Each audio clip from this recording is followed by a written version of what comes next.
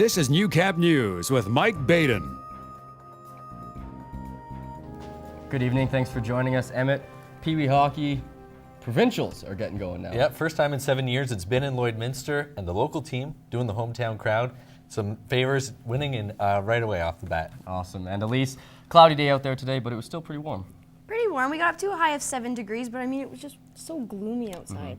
Oh well, but right now in Lloydminster, we're sitting at 7 degrees. Winds coming in from the east-southeast at 26 kilometers per hour with gusts up to 44 kilometers per hour. And it is gloomy and clouded over here and around the region as well. 8 degrees in the Lakeland region and 7 in the Battlefords. I'll have more on your local forecast and what we're expecting in terms of precipitation overnight coming up in a few minutes. A St. Paddy's Day treasure hunt met 21st century technology to make for a challenging family activity. Elise Cox has more on that story. The luck of the Irish was certainly needed this St. Patrick's Day. We're doing geocaching and we are learning how to use a geocache GPS. Geocaching is an outdoor treasure hunt using coordinates given by a GPS. We've hid 8 caches in our backfield, and after about an hour of training and learning, families who have come out today will be given GPSs, and using the coordinates in the GPSs, we'll find clues to lead them to their pot of gold.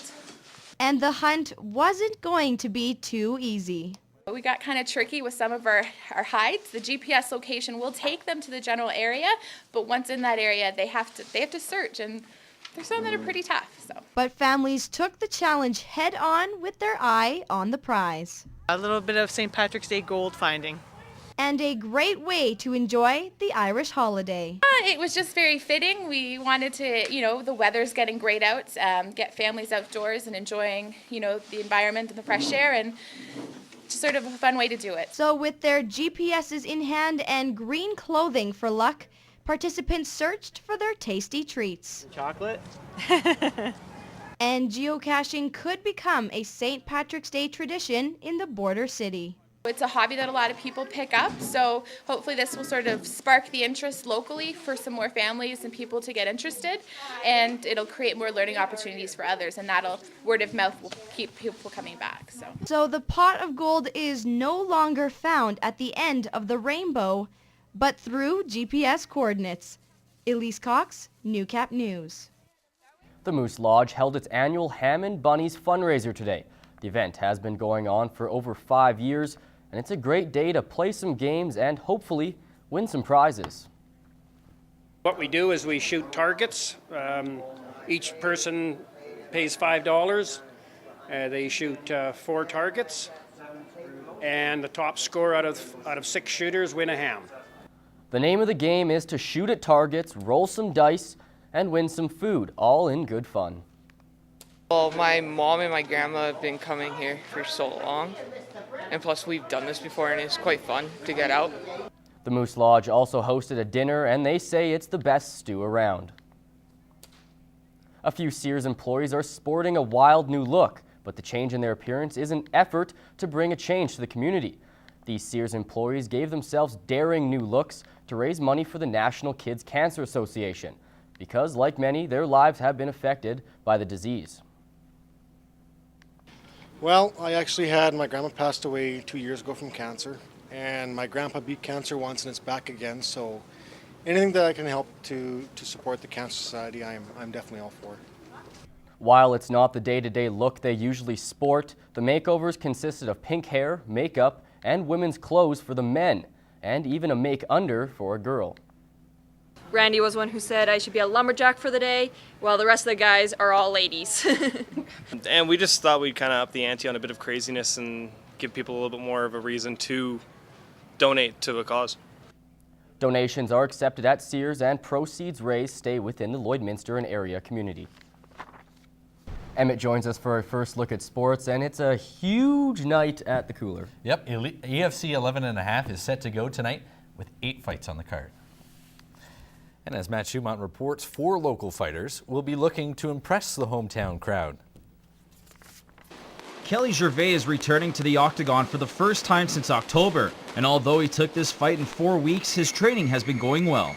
Usually my 6 to 8 week camps there, usually by about this time I'm either sick and I'm tired or something, so I feel really good about this camp. I'm healthy, I'm strong, I've been training good and hard, so we'll see how it goes. Gervais' opponent on Saturday is Leo Constant. Not knowing much about his counterpart, Gervais will be focusing more on what he's been working on in his camp. I'm really looking to start being more technical. We're starting to get better wrestling, more technical wrestling, stand up, get in there and bang proper, in and out, just pretty much work. Travis Quinnell will be up against Saskatoon's Tyler O'Brien. Expecting O'Brien to stand up and slug it out, Quinnell's strategy is pretty simple. My game plan's everything against that, so we were pretty set. We put it together for the last 5 weeks, so I'm going to go in there and just do my thing, do what I'm supposed to do. This will be Quinnell's first MMA fight since December of 2010. Even though it's been a year and a half, he says with the help of the hometown crowd, he can walk away with a W. I took this fight in 5 weeks. I feel real good. We were training Greg and Nick for a fight in Edmonton, and it came to the cooler, so it gave me a chance where I could jump in there, so I was pretty excited to actually finally be able to fight in front of hometown fans and stuff like that. The Cooler is hosting the EFC event for the first time, and with it being in a smaller venue, fight promoters are still expecting it to be a great turnout.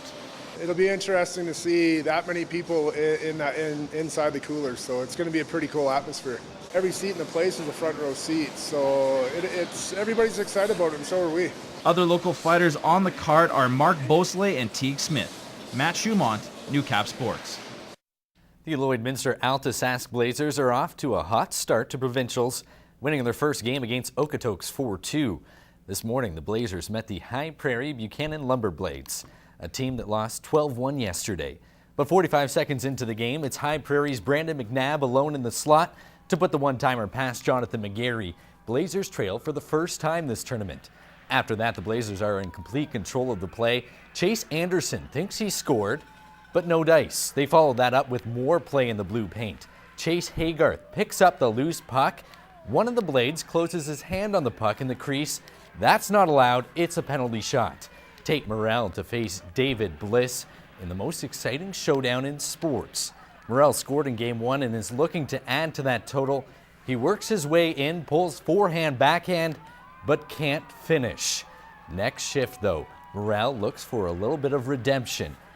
The cross-crease shot misses enough of Bliss to sneak in and knot the game up at 1. But with 6 seconds left in the first, the Blazers can't clear, and High Prairie makes them pay. They head to the dressing room up 2-1. The Blazers come back with a relentless attack. Jason Bush is knocked down on the rush, then has his centering pass rejected, so he finishes on a wraparound of his own 5 minutes into the second. Then, less than a minute later, it's Morrell driving and finding Haygarth in the slot. Blazers in the lead for the first time this game. They score 7 unanswered, including this power play marker by Morrell.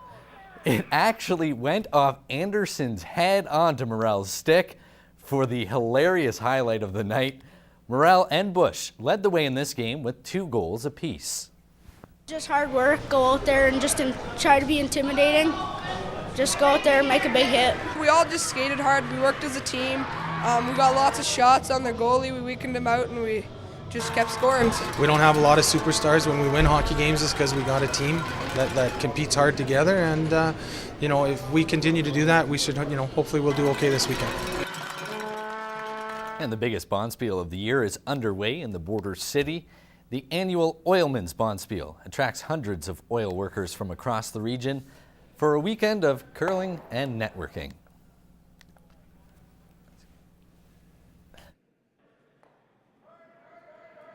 There's some good curling and it's a great time to get together with fellow people in the patch.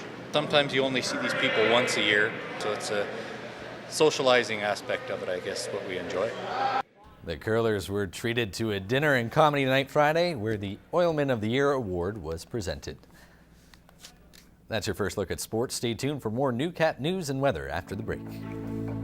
In addition to the Lloydminster Pee Wee A Blazers, 3 other local teams have qualified for their provincial playdowns this weekend. The Pee Wee Female A team is in Calgary and have found the competition to be a little overwhelming. The Blazers opened the tournament with a 15-1 loss to Sherwood Park and then followed that up with a 13-0 defeat and then were beaten 7-1 by Calgary. Their final game will be against the other winless team in the division, Spruce Grove.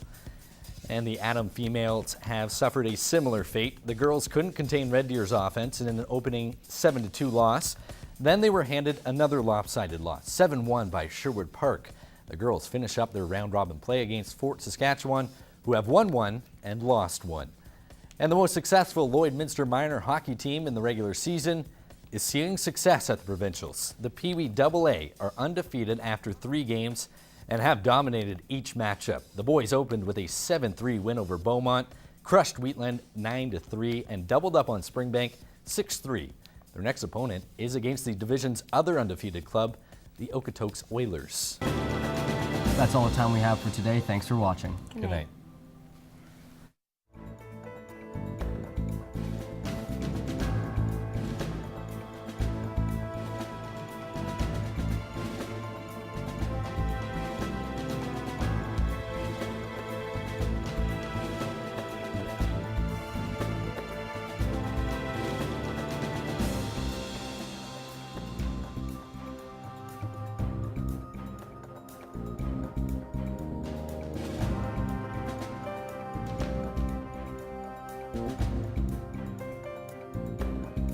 Makeup provided by Vivid Hair and Aesthetics.